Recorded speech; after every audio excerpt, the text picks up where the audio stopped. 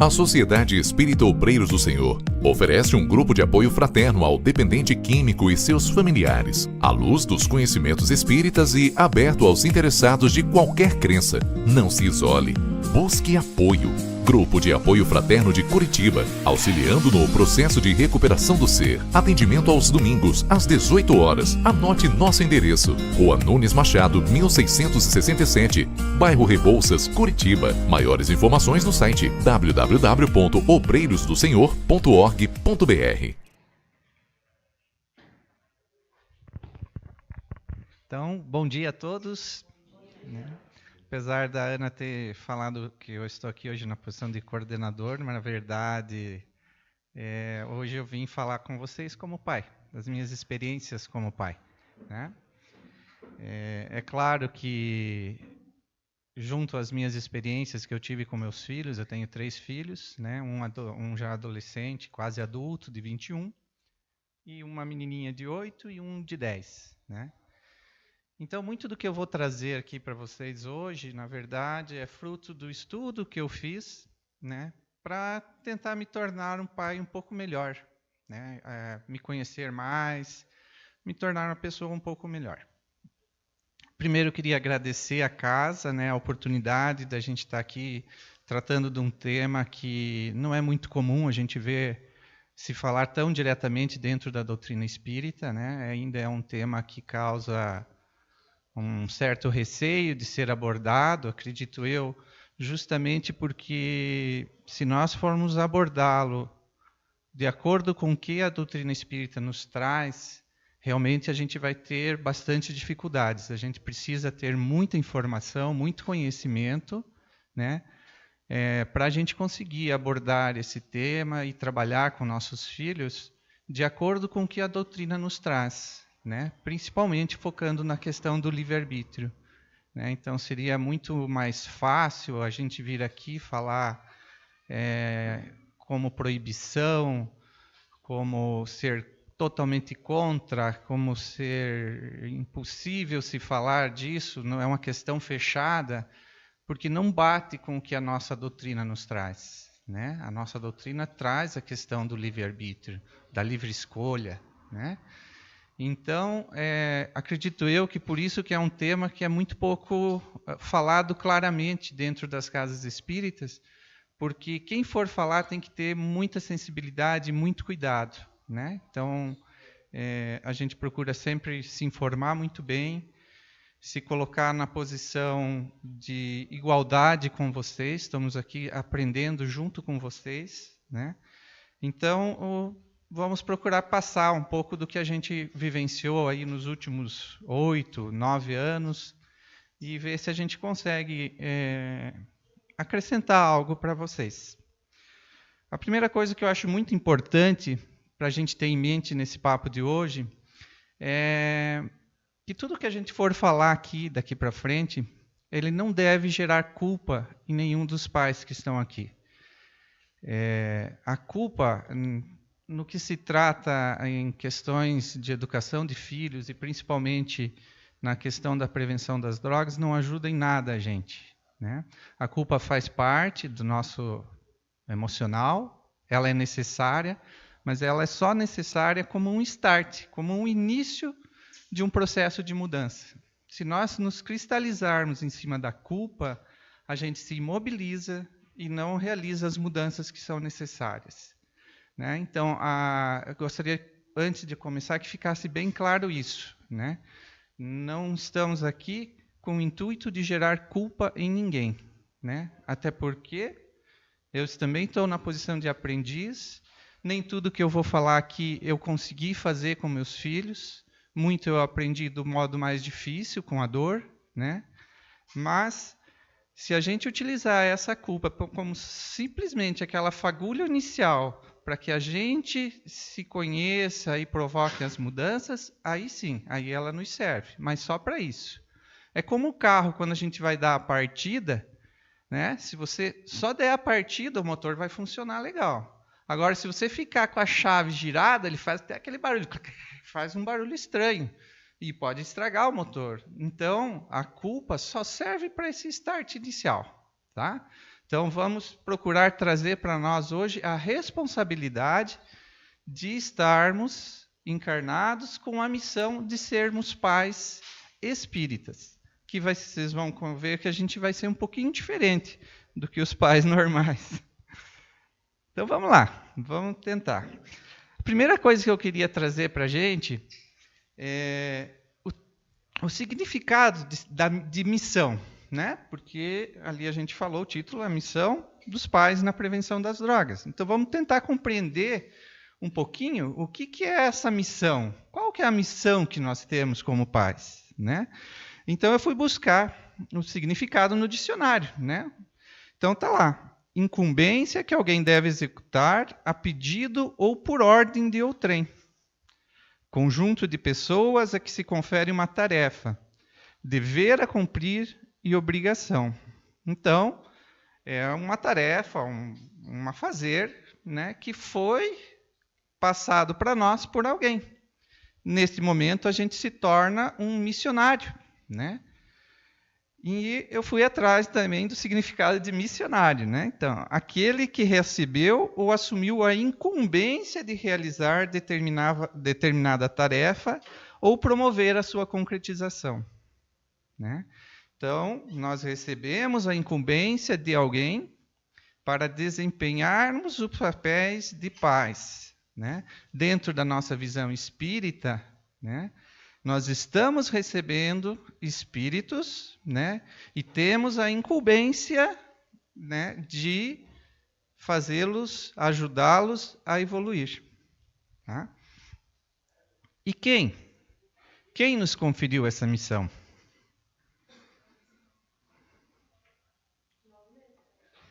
Mas tem alguém maior que nos conferiu, que confiou que nós temos as potencialidades necessárias para estarmos nessa encarnação como pais de alguns espíritos que nos foram confiados, né? E, no meu ponto de vista, quem nos confia essa missão é Deus, né? Então, eu estou falando tudo isso para a gente sentir o tamanho da responsabilidade que nós temos, né, como pais. É uma tarefa que foi confiada por Deus, né? Então, vamos entender um pouquinho quem é essa pessoa ou o que é essa pessoa que nos confiou essa tarefa, né? Então, eu fui buscar lá no Livro dos Espíritos, é a primeira pergunta que Kardec faz. O que é Deus? Né? Vejam bem que é Deus, né? Não é quem, é que é Deus. Deus é a inteligência suprema, causa primária de todas as coisas. Né? Então, não é brincadeira o nosso chefe, né? O nosso chefe é um cara capacitado. Né? E aí eu fui procurar os atributos. Né? Então, Deus é eterno, Deus é imutável, é imaterial, único, é todo-poderoso, soberanamente justo e bom. Será que ele errou em nos confiar esses espíritos? Será que nós não temos capacidade de ajudar esses espíritos a se transformarem em pessoas melhores e, consequentemente, a gente conseguir fazer esse nosso mundo se transformar num mundo melhor? Né? Então, até aqui eu queria colocar para a gente o tamanho da missão que nos cabe, né? A responsabilidade que nos é colocada, mas também a confiança, já que nós temos vamos dizer assim, um chefe, né? Que ele é a inteligência suprema. Então, ele sabe que nós somos capazes. E nós somos capazes de transformar, de ajudar os nossos filhos a se transformarem e, ao mesmo tempo, nos transformarmos em pessoas melhores. Então, nós estamos no lugar certo, na posição certa, com as pessoas certas. Né? A gente goste ou não, aí é uma escolha nossa. É o nosso livre-arbítrio que começa a ser atuado e respeitado por esse, vamos dizer assim, ser, né? Que respeita, né, o modo como nós vamos conduzir essa missão. Tá? Então, já que a gente está bem arranjado de chefe, né? Então, quando um chefe nosso, vamos dizer, do trabalho, nos dá uma missão, né? A gente, vamos dizer, tem uma área, eu quero expandir as minhas vendas, né? Então, você como um bom vendedor, você vai fazer pesquisa, você vai procurar informações daquela região, estratégias, vai formular todas as coisas que você puder para que você coloque em prática e consiga, através disso, aquilo que o seu chefe está pedindo que você faça, né?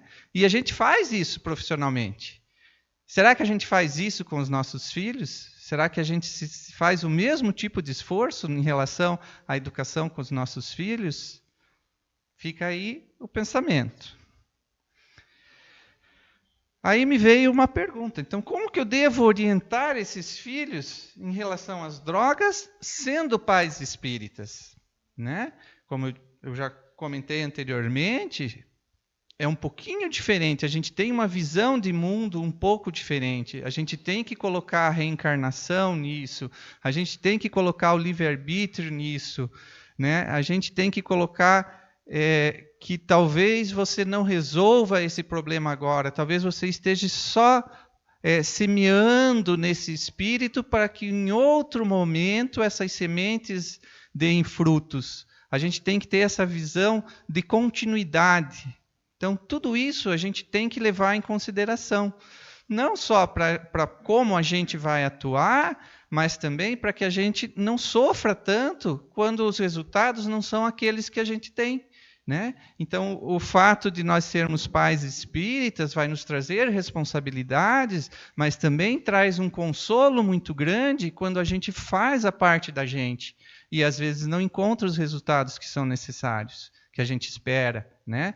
Então, é uma doutrina muito rica, porque ao mesmo tempo que ela nos traz a responsabilidade, aumenta a nossa responsabilidade, ela também nos traz o consolo de que, fazendo a nossa parte, tudo vai estar bem, tudo está sob controle, tudo está no controle, na mão de Deus.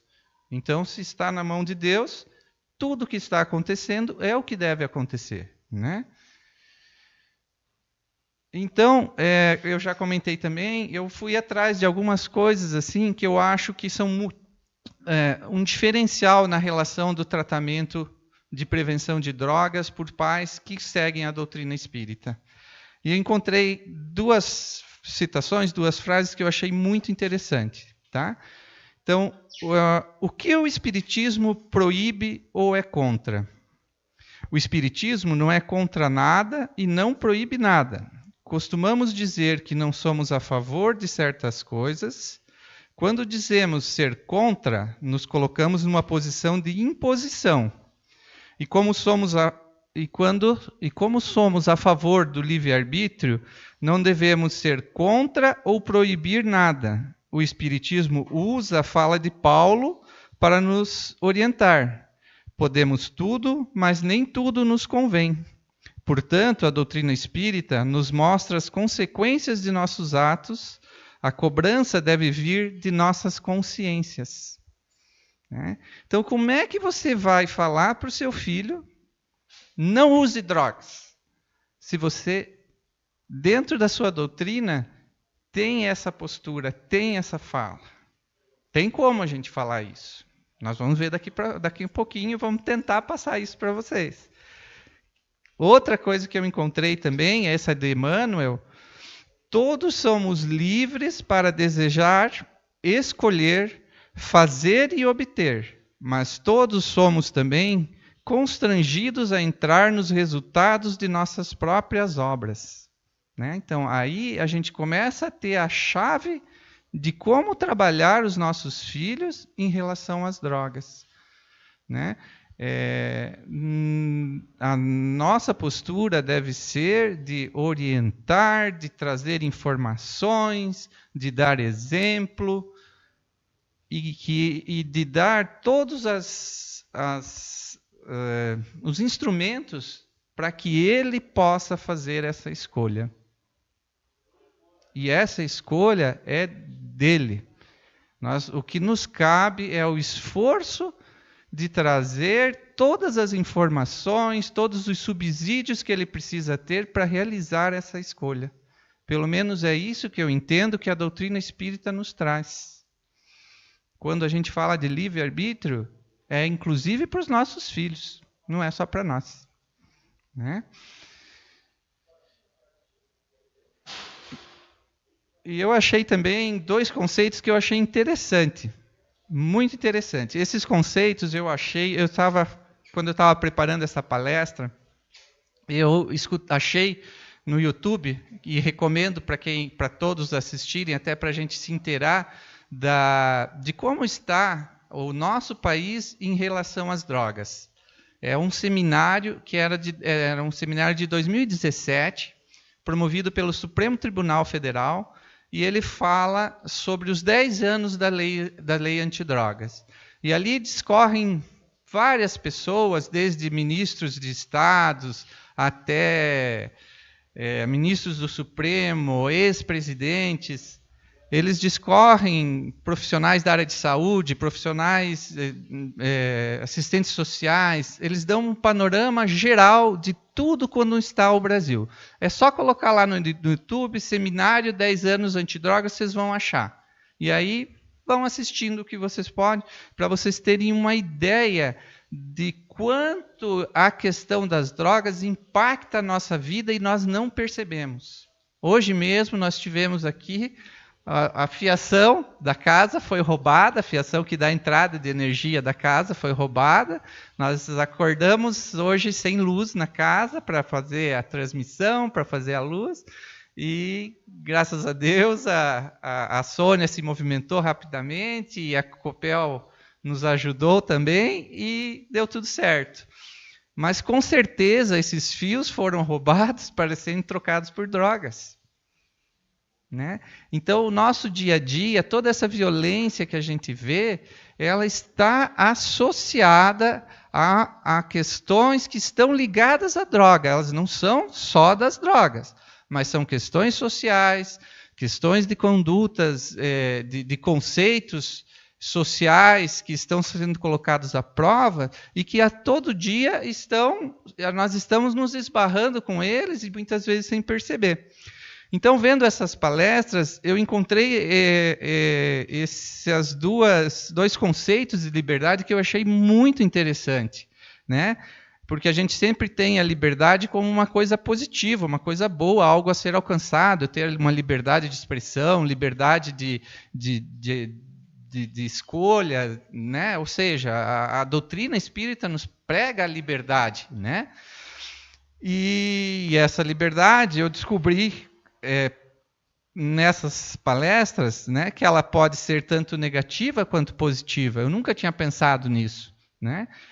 Então, veja como a busca do conhecimento sempre vai nos trazer informações que ainda a gente não tem e são muito importantes para a gente lidar com as questões das drogas, porque não existe uma receita feita por a questão das drogas.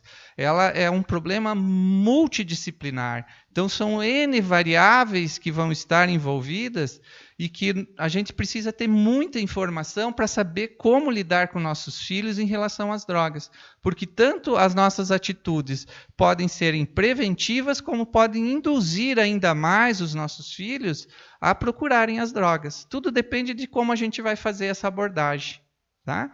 Então, eu achei lá que a liberdade negativa é a ausência de impedimento à ação do indivíduo.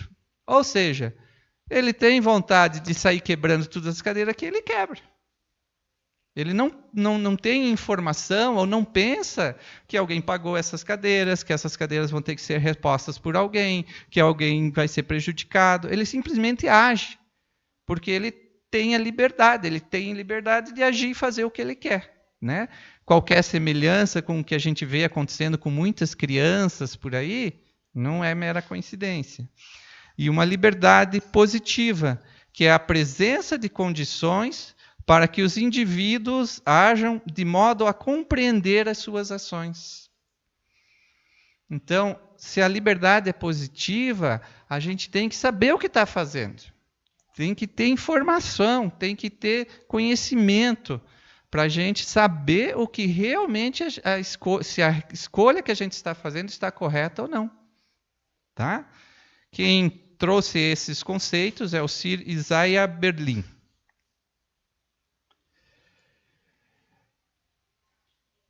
Outro fator importante para a gente, sendo espíritas, é nós compreendermos o momento que passamos, transição planetária. Né? Ou a gente acredita nisso, que nós realmente estamos numa transição planetária, ou a gente tem que procurar uma outra doutrina, uma outra religião.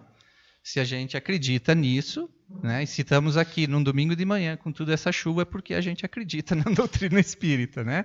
Então, a gente tem que levar em consideração a questão da transição planetária. Por quê? Para a gente compreender os espíritos que nos foram confiados e os espíritos que nós somos. Se nós estamos num momento de transição planetária, um momento de mudança, me parece lógico que os espíritos que estão reencarnando, eles têm essa sede de mudança. Eles vão vão contestar os nossos padrões, eles vão contestar os nossos hábitos, eles vão contestar a nossa hipocrisia, muitas vezes, das nossas atitudes. Eles vêm com esse germe plantado dentro deles, porque é assim que o nosso mundo vai se transformar. Se esses espíritos não vierem com isso plantado dentro deles, a gente vai ter sempre mais do mesmo. E cabe a nós, como pais, sabermos identificar as qualidades que esses espíritos têm e as deficiências que eles têm. Porque eles também estão aqui em provas e expiações. Eles não estão somente em missão. Eles estão em provas e expiações. Então, eles vêm com deficiências que cabe a nós, como pais, identificarmos e ajudarmos esses espíritos a trabalhar essas questões, né? A identificarmos as qualidades que são transformadoras e incentivá-las. Né? Então, é muito importante a gente saber o momento que nós estamos passando. Saber que esse momento de transição planetária é um momento especial, um momento diferente. Nós vamos ter espíritos aqui encarnando com características diferentes do que normalmente a gente tem. Né?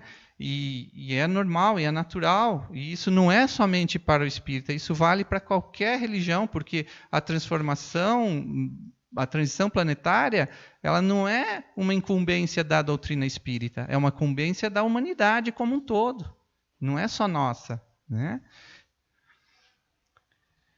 E uma característica que esses espíritos, eu tenho notado, assim, a gente que tem trabalhado muito com dependentes, com familiares, uma grande característica que eles têm é que simplesmente aquele discurso de faça o que eu falo, mas não faça o que eu faço, não serve mais, não cabe mais a eles isso.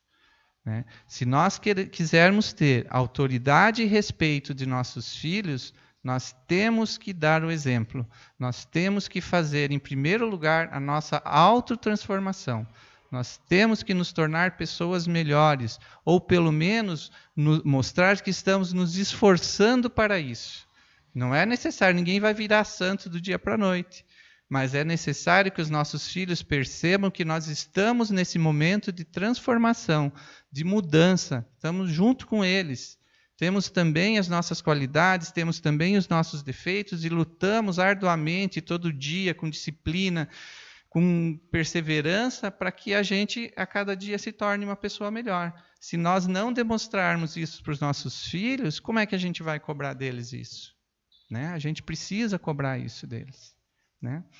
Agora vocês estão entendendo um pouquinho porque eu falei da questão da culpa.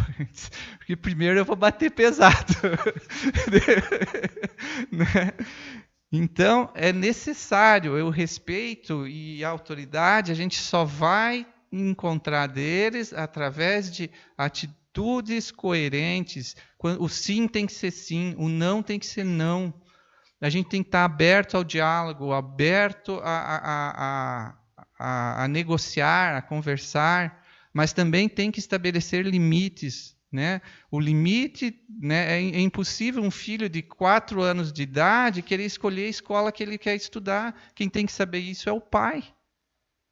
Então, tem os limites vão mudando de acordo com a idade da criança. O livre-arbítrio deles é relativo até o momento que eles possam se sustentar e caminhar sozinhos, né? Enquanto eles estiverem sobre a nossa guarda, o livre-arbítrio deles é relativo, né? É claro que depois de adultos, e aí a gente não pode mais fazer nada. Aí é a hora da colheita, né? Então, tudo que nós semeamos da infância até a idade adulta é o que nós vamos colher depois. E não importa se a colheita não for boa, importa o que a gente fez, o que a gente semeou, né? Aos olhos de Deus, o que vai contar para nós é o que a gente semeou, né? É o que a gente semeou em nossos filhos, é como a gente fez essa semeadura. Agora a gente vai entrar um pouquinho aqui, a imagem é... Eu tentei aliviar um pouquinho o revólver, colocando um revólver do Roger Rabbit, né? É meio antigo, né? Eu já estou com a idade mais passadinha, né? Mas, na verdade, aqui a questão a gente vai tentar trazer para vocês a importância da gente estar bem informado em relação às drogas, tá? Então, nós vamos fazer um exercício agora, assim. Vamos supor que naquele revólver ali caibam 10 balas, né? Aquele tambor que fala ali do revólver, caibam 10 balas. Cabe 10 balas dentro daquele revólver, tá? Do lado é um copo de cerveja. Nós vamos deixar só uma bala dentro desse revólver. E vamos brincar daquela, muitos de vocês devem conhecer, de roleta russa. A gente vai rodar, deixar uma bala lá dentro, rolar o tambor do revólver, e eu vou dar esse revólver para o meu filho e pedir para ele engatilhar, a disparar. Só que eu posso fazer uma escolha. Eu posso dar o copo de cerveja para o meu filho. O que vocês dariam de conselho para mim? Eu dou o revólver ou dou o copo de cerveja para o meu filho?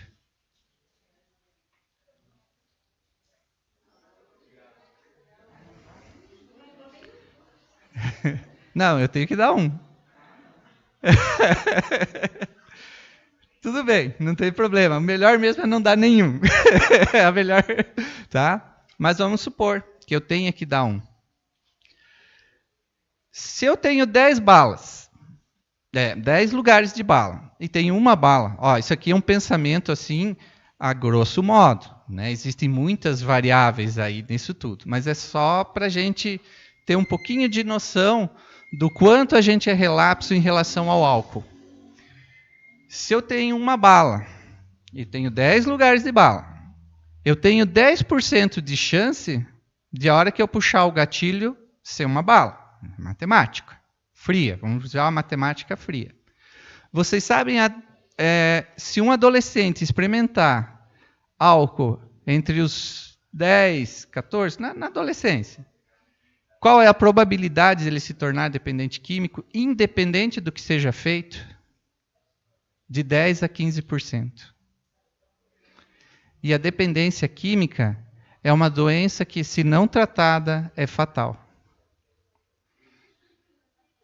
E a gente não tem essa atenção com os nossos filhos.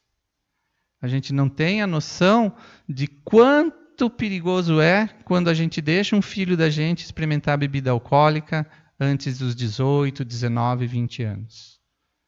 Né? A gente foi até comedido, mas se a gente não estivesse num outro ambiente, eu tenho certeza que a maioria não pensaria 2 vezes em dar cerveja para os seus filhos. E também não está errado, é a nossa cultura, né?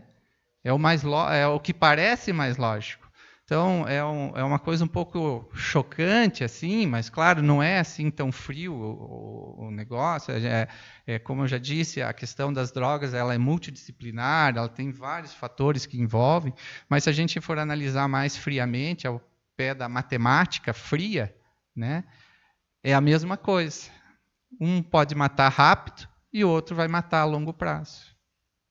Mas nós vamos ser os responsáveis, ou por darmos o revólver, ou por darmos a bebida, né? Hoje já se sabe que o alcoolismo tem um fator genético. Então, se a criança tiver esse gene e os fatores ambientais favorecerem, independente do que os pais façam, ele vai se tornar um dependente químico. Tá? Então, isso a gente tem que ter em mente, para que a gente reveja certos conceitos que a gente tem em relação ao álcool. Para vocês acharem assim, o Hildo está exagerando, o álcool não é tão perigoso assim, né? Veja as propagandas, né? A gente não vê nada de prevenção além de dirigir, a gente sempre acha que não, o problema do álcool é a gente dirigir alcoolizado, é assim que a propaganda passa para a gente, é assim que a gente é bombardeado no dia a dia, né? Então eu trouxe também um pouquinho mais de informação a respeito do álcool. Então, o álcool são 100 mil mortes por ano no Brasil. Esses dados são, eu acho que, subestimados. E são um pouquinho desatualizados também, são dados de 2016. De lá para cá a coisa piorou. Tá? É uma morte a cada 6 horas no Paraná. 52% dos brasileiros bebem. O consumo nos últimos 10 anos, esse dado é de 2016, aumentou 43,5% no Brasil. Num período de crise econômica. Né? Nós bebíamos, hoje a gente bebe 8,9 litros por ano per capita no Brasil, a média mundial é 6,4. Antes desses 10 anos, a nossa média era abaixo da média mundial, hoje nós estamos acima.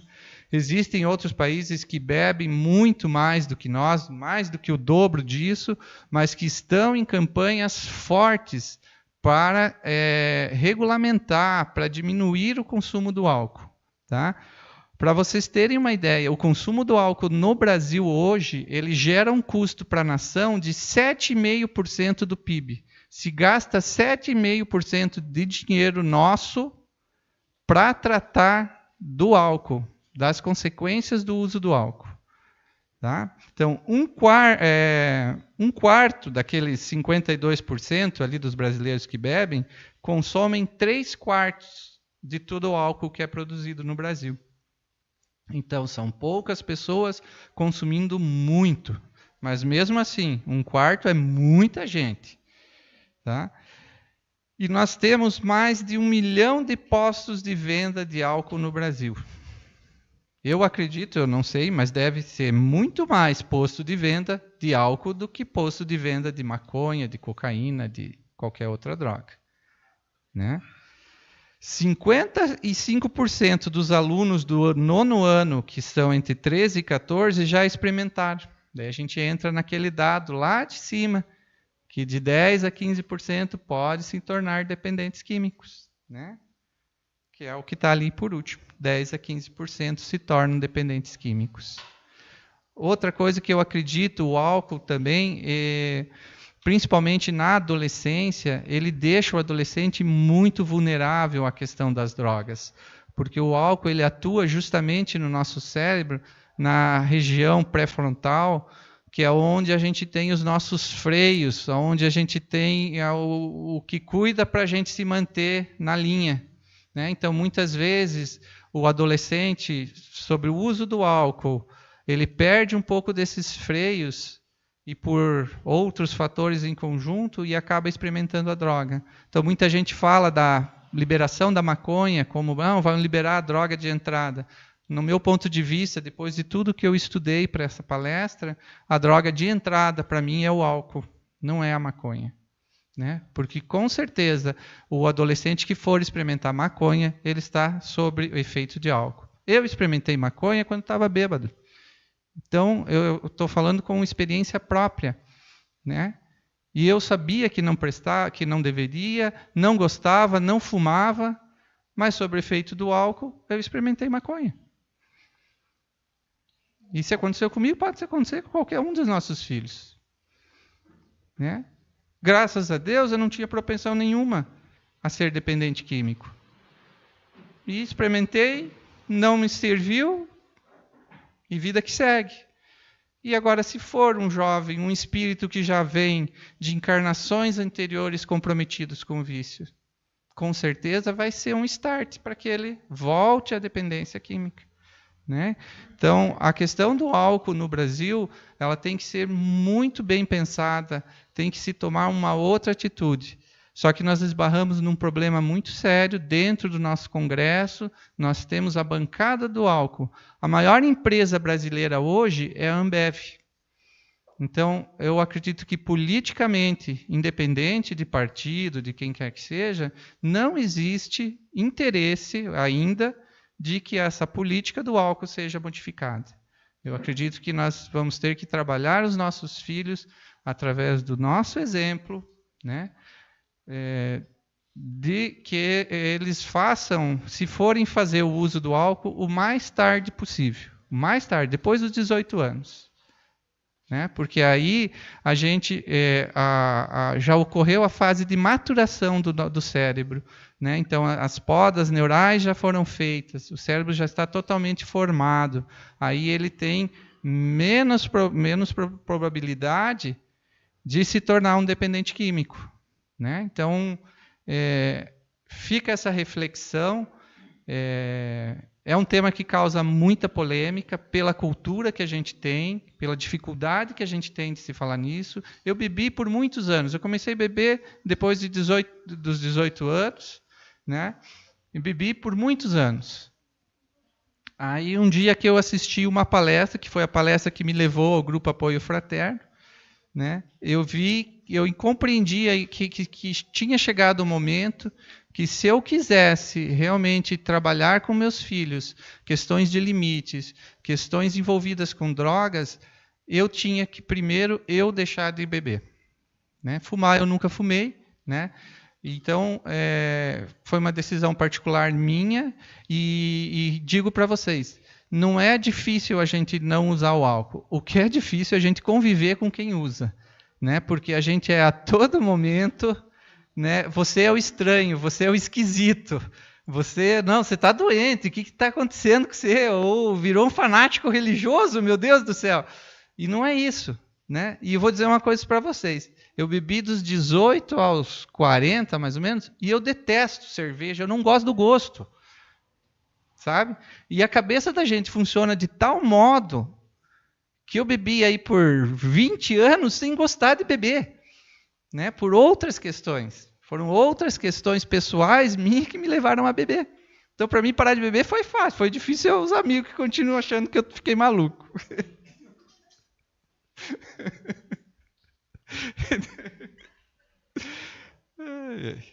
Então, um primeiro dica que eu deixo para vocês. Agora, o meu filho, se estiver assistindo, vai me matar. Ele falou assim para mim: pai, você fale o que quiser lá hoje. Só não me dê uma de coach, de dar orientação. Então, eu vou tentar amenizar, né? É uma dica, sim, ou melhor, uma opinião minha própria, né? Se eu tivesse que começar por alguma coisa em relação às drogas, é que a gente combata o uso do álcool e do tabaco, né? Se são pais que fumam, que passem a tentar largar esse vício. Se são pais que usam álcool, que procurem diminuir, né? Numa festa de criança que não tenha o álcool, quando consumir, não consuma em excesso, né? E explique o porquê que você está consumindo, por que você está fazendo aquele uso, e pense bem no que você vai falar para o seu filho, né? Pense bem no porquê. Primeiro você descubra por que você precisa do álcool para se divertir numa festa, né? Então, antes de falar para o seu filho, se conheça e se perceba, né? Porque essa resposta vai ser importante para ele e pode ser determinante, tá? Então, muita reflexão em relação às atitudes. Eu vou trazer de novo aqui mais alguma coisa para complementar isso que a gente falou até agora, do que a doutrina espírita nos traz de responsabilidade como pais espíritas, né? Então, eu encontrei lá no Evangelho, segundo o Espiritismo. Por sinal, o Evangelho, para mim, é o livro que mais me ajuda. É o meu salvador da pátria, é o Evangelho, né? Se a gente for examinar o Evangelho com calma, com cuidado, lá está todas as receitas que nós precisamos para sermos felizes. Está tudo lá, Basta a gente querer achar e compreender. Mas está tudo lá. E já fazem mais de 2000 anos. Não é uma exclusividade da doutrina espírita, o Evangelho. Né? O Evangelho, Jesus fez de tudo para nos deixar isso, o Evangelho. Né? E a gente tem que utilizar esse instrumento, essa ferramenta que ele nos trouxe no nosso dia a dia. A cada dia nós temos que tentar incorporar esses ensinamentos que ele nos trouxe dentro do Evangelho. Tá? Então, lá está no capítulo 14, item 9. Desde pequenina, a criança manifesta os instintos bons ou os maus, que traz da sua existência anterior. A estudá-los, devem os pais aplicar-se. Todos os males se originam do egoísmo e do orgulho.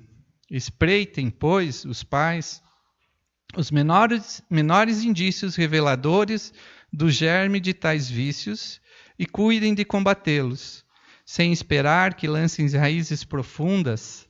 Façam como o bom jardineiro, que corta os rebentos defeituosos à medida que os vê apontar na árvore. Se deixarem, se desenvolvam o egoísmo e orgulho, não se espantem de serem mais tarde pagos com a ingratidão.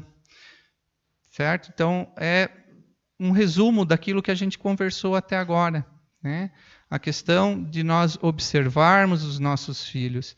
É muito fácil para nós pais olharmos para os nossos filhos e só enxergarmos as qualidades. A gente tem que aprender a olhar para os nossos filhos com o mesmo olhar que a gente olha o filho do vizinho. Né? Porque o filho do vizinho, a gente enxerga tudo nele. Né? A gente vê e comenta, né? Claro que a gente comenta, né? A gente tem que comentar, né? Olha lá, o filho... E esse não vai dar nada. Esse cara, né? Coitado, esse pai é relapso, esse pai não sei o quê.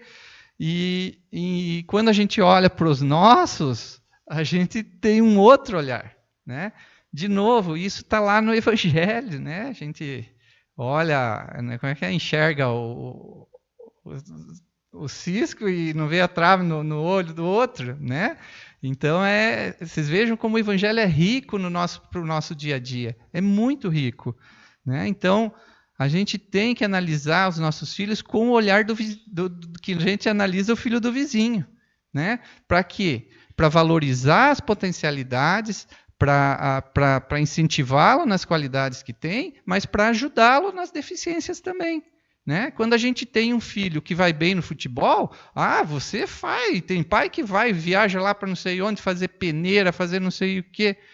Agora, quando vê que o filho é agressivo, coisa de menino. Né? Então, a gente tem que olhar com os olhos do filho do vizinho, porque a gente olha o filho do vizinho, né? Para enxergar realmente aonde a gente tem que trabalhar. E tudo bem, se o nosso filho não é aquilo que as nossas expectativas queriam, tudo bem, lembre quem é o nosso chefe. Se nosso filho está ali, porque é o que nós precisamos e é o que nós damos conta. Né? Não adianta a gente ficar se revoltando com Deus. Nós temos que ir atrás de informações, de conhecimento, se transformar para conseguir lidar com esse filho, para conseguir ajudá-lo. E, consequentemente, nós estamos nos ajudando. Tá? Como eu sei que muitos de vocês vieram aqui atrás de uma receita, que eu vou dizer para vocês, infelizmente não existe, tá? Mas existem alguns caminhos que a gente pode traçar, algumas condutas que a gente pode ter, que vão, vamos dizer assim, nos dar mais chances de dar tudo certo. Não quer dizer que vai dar certo, tá? Mas são algumas condutas que a gente pode ter e deve ter com nossos filhos, de pequenininho, bem pequenininho, né, até enquanto eles estiverem sobre nossas guardas. Tá? Então, desenvolver a boa autoestima.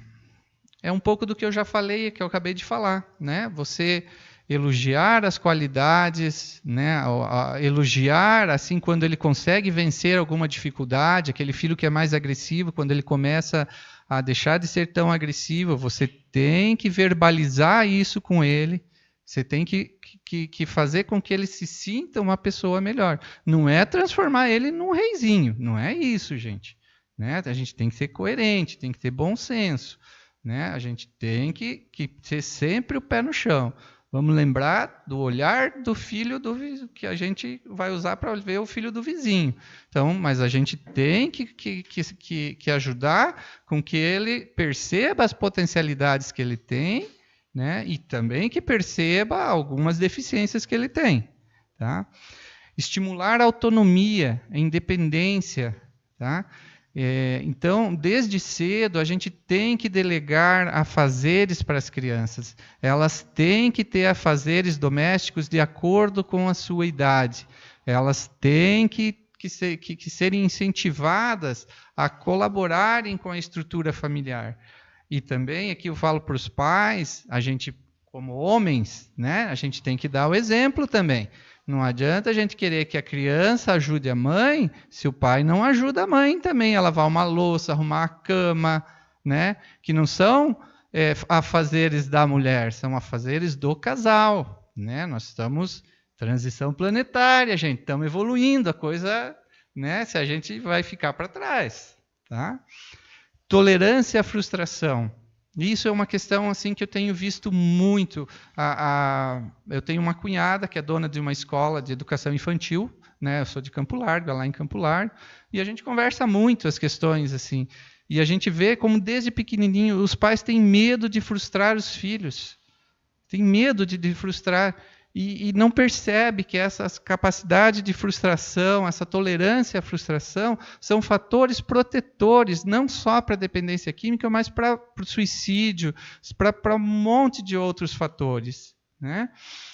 Autocontrole, né? A gente saber, a gente pode dar as coisas para os nossos filhos, mas no tempo certo, fazer ele esperar o tempo. Eu posso comprar um presente hoje que ele quer, mas eu posso dar esse presente para ele no Dia das Crianças. Aí ele vai ter que aguardar, ele vai ter que ter o autocontrole de saber esperar o momento certo para ganhar esse presente. Né? É igual fazer musculação. A gente tem que trabalhar, senão não vai. Né? Habilidades sociais, dialogar. A gente tem que saber dialogar com os filhos para ensinar eles a dialogarem com a gente. Senão, o que pode acontecer, no momento que o nosso filho usa droga, ele não tem a liberdade de vir e conversar com a gente. A maioria das famílias demora de 6 a 7 anos para descobrir que tem um usuário de droga dentro de casa. Porque a gente vai para o lado da repressão, o lado da proibição. Aí, o dia que esse filho dá uma escorregada, ele não tem coragem de vir e falar para o pai. Ele vai ter muitas dificuldades. E, às vezes, isso é a diferença entre se tornar dependente ou não. Né? Então, a gente tem que ensinar os nossos filhos a dialogar. Religiosidade é um fator protetor comprovado cientificamente. Tem uma pesquisa americana que comprovou cientificamente que as crianças que tiveram a religiosidade desenvolvida desde cedo, desde tenra idade, eles têm um fator protetor às drogas. Tá? Essa semana a gente recebeu uma orientação de um grupo mediúnico da casa, né? Então é uma orientação da espiritualidade, né? Para que a gente esteja atento da importância de ensinar as crianças a rezarem antes de dormir, a de pedirem proteção antes de dormir. Isso é muito importante. E também foi salientado para a gente a importância de quando um filho adolescente ou já adulto sai, a oração que os pais fazem de proteção a ele. Né? Então, isso é um fator também protetor, porque a gente está falando aqui muito de coisas terrenas, mas a gente sabe que existe uma influência espiritual muito grande na questão das drogas. Né? Um bom relacionamento familiar, né? Um lar harmonioso vai ser um fator protetor. Confiança mútua, que entra naquilo que eu falei dele ter confiança de vir falar com a gente o que aconteceu. Pais participativos. Regras e limites bem definidos. Isso é fundamental, principalmente na adolescente. O adolescente precisa disso, de regras e limites bem definidos. Não adianta você querer dar regras e limites só quando chega na adolescência. Você já tem que vir com isso sendo trabalhado desde pequenininho. Tá? mais dicas importantes, né? Habilidade de se colocar no lugar do outro, né? Empatia, estimular esporte e lazer, né? Fazer fortes vínculos com instituições, então trazer para a evangelização, né? Todos esses são fatores protetores, tá? Principalmente isso aqui para a infância, tá? Então, chegando aqui, estamos indo para o final, gente. Agora vem uma parte bem interessante. A gente foi bons pais, passou tudo isso aqui, essas dicas que eu passei meio rapidinho, mas que todo mundo sabe, né? Todo mundo conhece. E aí você está sossegado, tranquilo, né? Não, fiz a minha parte, né? Meu filho está com uns 10 anos, os amigos dele são os amigos que eu gosto, que eu acho legal ele ter, tá tudo bem, tudo tranquilo, né? A tua vida está tão boa que você fala, não, acho que vou começar a fazer trabalho voluntário para agradecer, não sei o quê, tudo que é o que Deus tem me proporcionado, sossegado, filho tranquilo. Tem outros 2 filhos pequenininhos, mas só alegria, tudo bem, tranquilo. Aí, de repente, é como se você tivesse sentado à beira de uma piscina, tomando um sol, sossegado, uma piscina toda vazia, e, de repente, chega aquela família que tem 5, 6 filhos. No meu tempo, vinha de Kombi, né? Hoje tem outros carros aí que tem 7 lugares. No nosso tempo, só cabia dentro da Kombi ou da veraneio, né? Aí abre a porta, aquela criançada sai correndo e pula naquela piscina, você quente do sol, aquela água gelada, você fica meio perdido. É que chegou a adolescência, né? Nossos filhos chegam à adolescência, né? E é uma idade maravilhosa, transformadora para nós. Eu ia na psicóloga do meu filho e ela falava isso para mim. Nossa, eu falava as coisas que o meu filho fazia e ela falou, nossa, que maravilha, eu queria avançar no pescoço dela.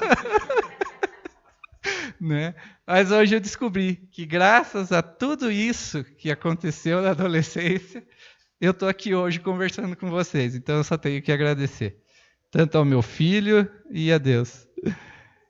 Então chega a adolescência. Tá? E o adolescente tem algumas características peculiares que só o adolescente tem. Infelizmente, nós fomos adolescentes e não lembramos mais disso. E não lembramos porque a adolescência é uma fase de muito sofrimento para o adolescente. É muito difícil ser adolescente e é muito mais difícil ser adolescente no mundo que nós estamos hoje. É muito mais difícil do que no nosso tempo. Né? Então, os nossos adolescentes, agora tirando a brincadeira de lado, eles merecem todo o carinho, todo o nosso respeito e toda a nossa atenção, que é uma fase determinante na vida deles. É uma fase em que eles precisam muito de nós. Por mais que pareça, que eles digam que não, que eles ajam como se não precisassem, é a fase que eles mais precisam. E se a gente trabalhou bem até a adolescência, a gente tem grandes chances de que tudo dê certo. Mas não tem nenhuma garantia. Nenhuma. E podem ter certeza, mesmo que a gente tenha feito tudo certo lá atrás, a adolescência vai ser muito trabalhosa para nós pais. Nós temos que ter essa consciência e nós temos que nos preparar para a adolescência dos nossos filhos, adquirir conhecimento, um autoconhecimento também, para que a gente se modifique e perceba o que está por trás das atitudes, das expectativas que a gente coloca em cima do nosso adolescente, que muitas vezes são expectativas nossas e não são expectativas da característica daquele espírito. Então, a gente tem que ter muita atenção na fase da adolescência. Então, eu vou dar algumas características da fase da adolescência. Também não vou me ater assim, a aprofundar muito, que o tempo não é muito favorável para a gente. Então, na fase da adolescência, existe uma busca de si mesmo e da identidade. Tá? Então, o adolescente ele começa a experimentar paixões repentinas, faz uma reformulação da autoimagem, ou ele procura começa a vivenciar uma sensação de que ele precisa descobrir quem ele é, né? Qual que é a identidade dele, né? Porque a gente controlar ali até os 10, 11 anos é muito fácil, é tranquilo, a autoridade não é tão difícil da gente colocar, né? Porque a gente não tem um questionamento. Agora, o adolescente ele já começa a nos questionar porque ele também está à procura de uma identidade, né? Tendência grupal.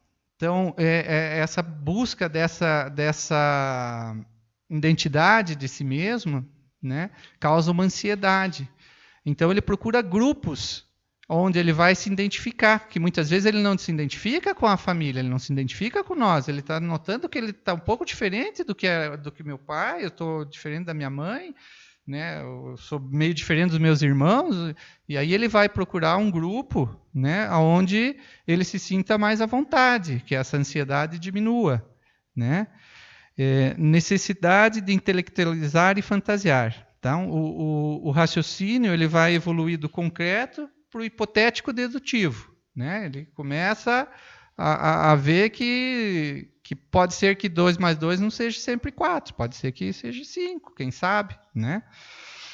Crises religiosas. Então, do mesmo modo que ele está em busca da sua própria identidade, as nossas crenças nesse momento, as crenças dos pais, são colocadas em xeque, né? São colocadas em xeque. Então, ele tem assim uma necessidade de experimentar outras questões, outras religiões, ou de ler sobre outras religiões, para ver se a identidade dele se encaixa melhor com o que ele já pratica ou se ele tem outra possibilidade, né? A vivência do tempo. Isso aqui eu achei uma coisa bem interessante. O adolescente vê o tempo de forma diferente, né? O passado para ele é muito longínquo e o futuro também é muito longínquo. O presente que tem um valor muito grande, né? Então, por isso que ele é muito imediatista, por isso que quando você pega um filho adolescente que fuma, não adianta você dizer para ele que ele vai morrer de câncer, que ele vai... Aquele futuro está tão distante, tão distante para ele, que não tem valor, né? Então é melhor você falar, olha, putz, você está fumando, esse cheiro está horrível, teu dente está ficando amarelo, você está... né? As meninas não gostam de quem fuma. Aquela menina que você se interessa, ó, ela não fuma. Então, coisas mais do presente. Tá? A sexualidade dispensa comentários. É uma explosão total para todo lado. Né? Os hormônios estão a 1000, desregulados e nas questões de hoje em dia, então... eles são estimulados a todo momento, então é complicado para eles viverem essa sexualidade. Atividade social reivindicatória. Então, eles se percebem como uma parte de uma coletividade e começam a se engajar em projetos, né? Começam a notar que eles podem fazer a diferença para o mundo e vão em busca, né, de atitudes que levem a um mundo melhor. Condutas contraditórias, né? Isso é característica muito forte do adolescente, né? Então, desvios constantes, experimentação constante, né?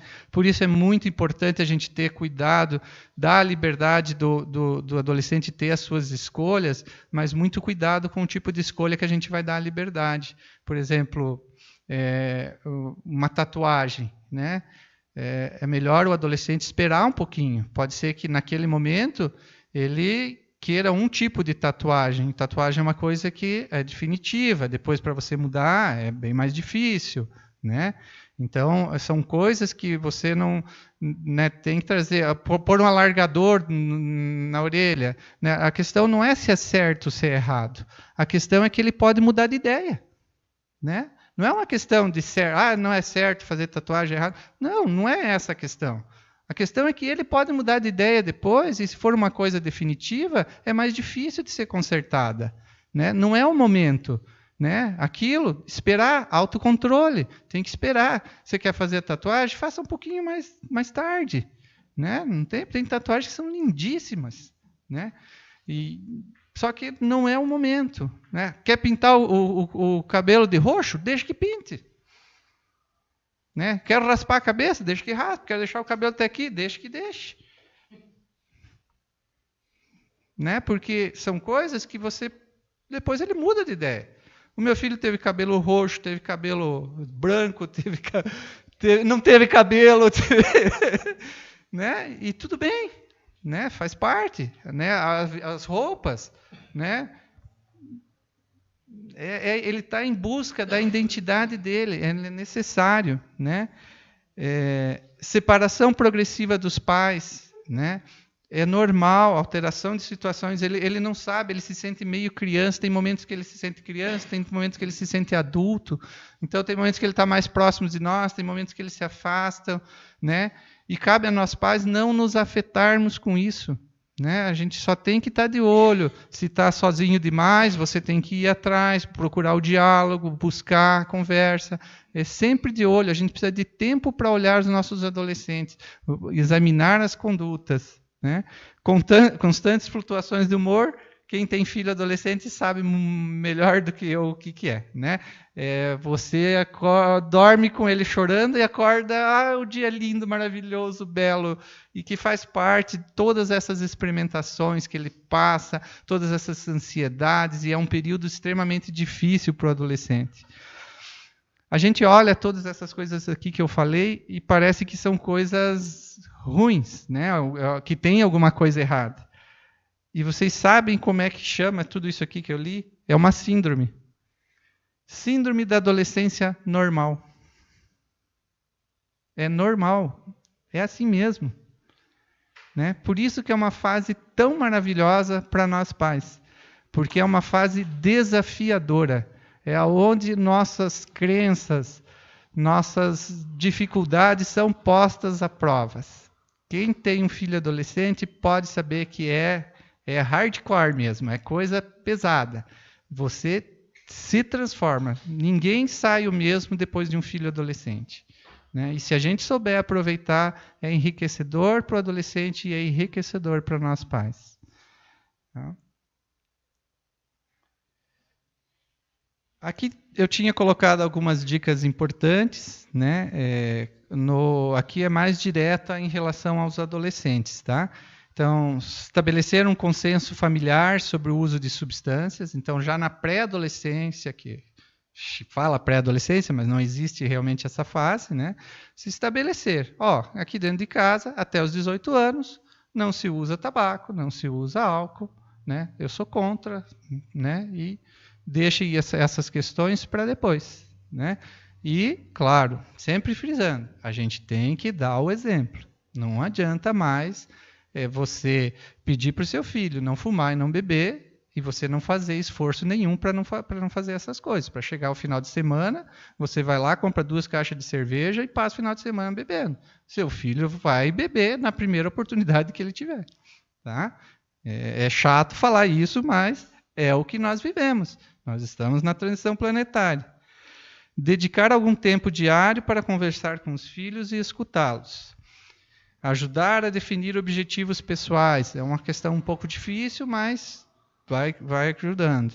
Ensinar a tolerar seus inevitáveis fracassos. Né? Então, tudo vai dar certo? Não, nem tudo vai dar certo. E tudo bem, é natural, é normal.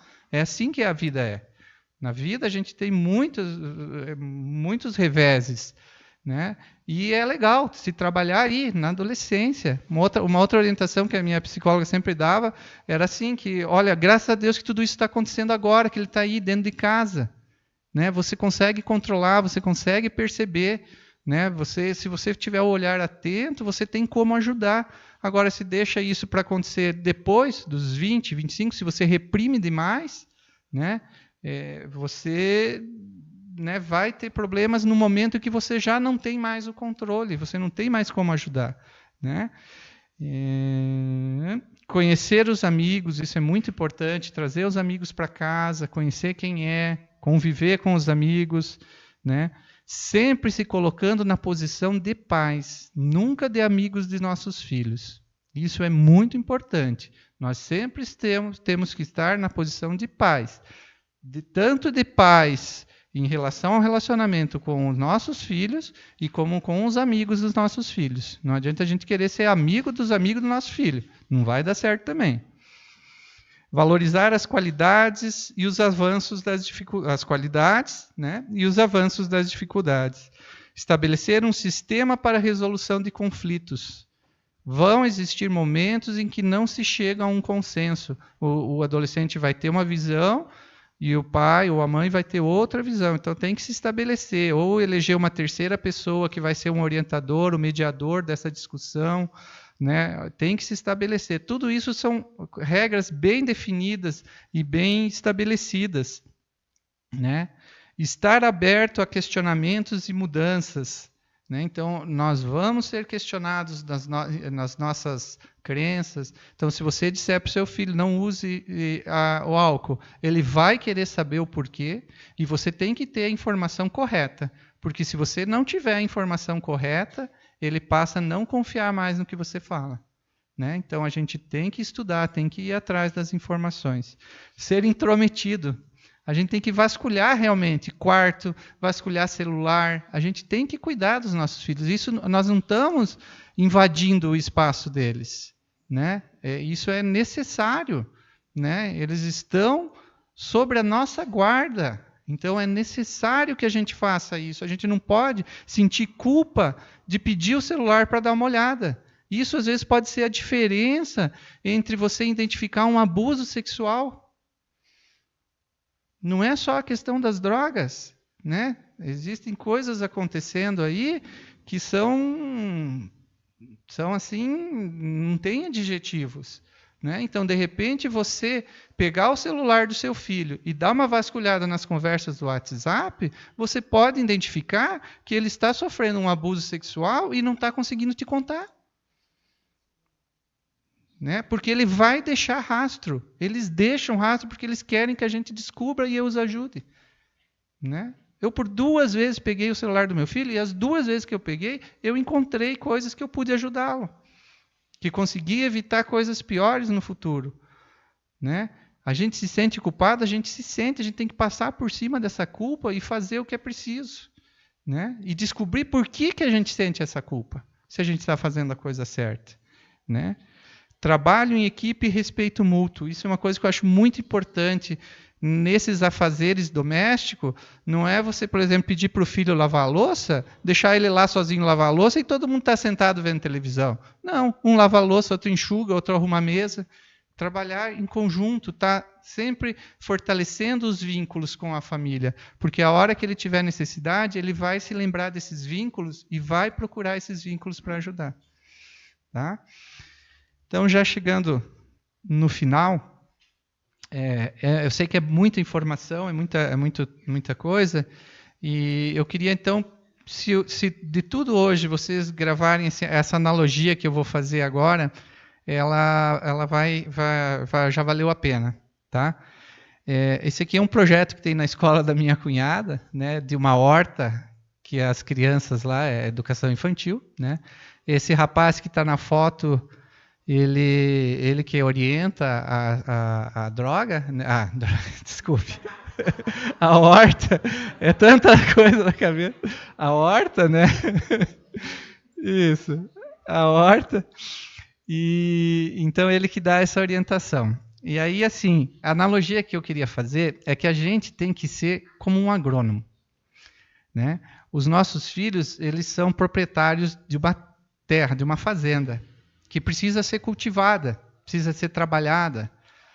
E nós não podemos estar no papel nem de trator, ou, para ser um português mais claro, de burro que puxa o arado, nem no papel de arado, né? Porque esse trabalho cabe ao dono da fazenda.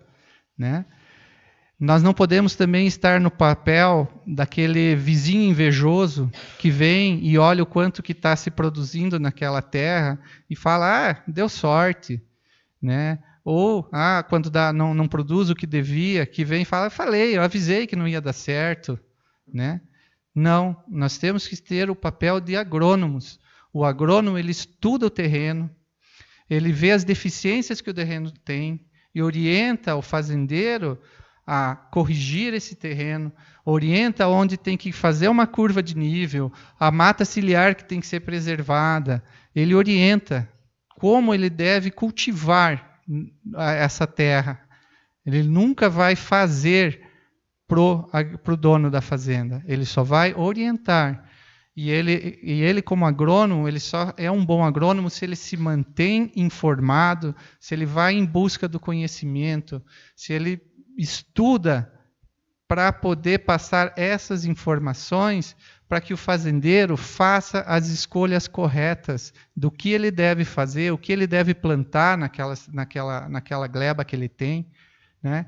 Então, eu trouxe essa analogia. A princípio, eu procurei uma imagem de um agrônomo, mas